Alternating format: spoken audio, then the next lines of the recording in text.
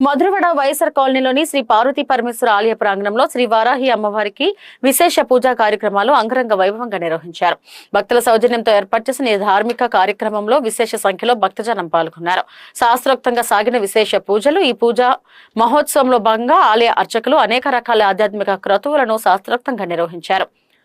విఘ్నేశ్వర పూజ, పుణ్యాహవచనం, ప్రసాద శుద్ధితో కార్యక్రమాలు ప్రారంభమయ్యాయి. మహావారాహి మండపారాధన, సర్వదేవతా మండపారాధన మరియు నవగ్రహ మండపారాధనలను భక్తి శ్రద్ధలతో పూర్తి చేశారు. అమ్మవారికి విశేష పంచామృత, విశేష అభిషేకం నిర్వహించారు.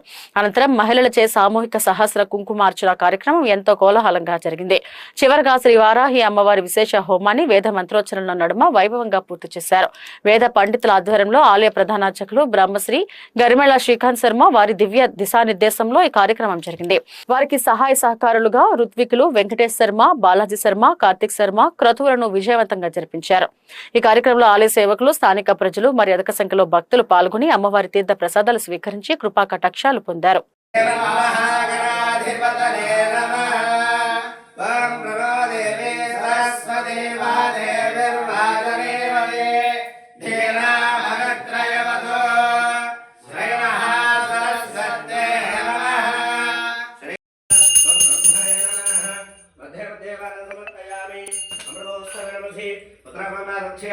मुखवासनार्थं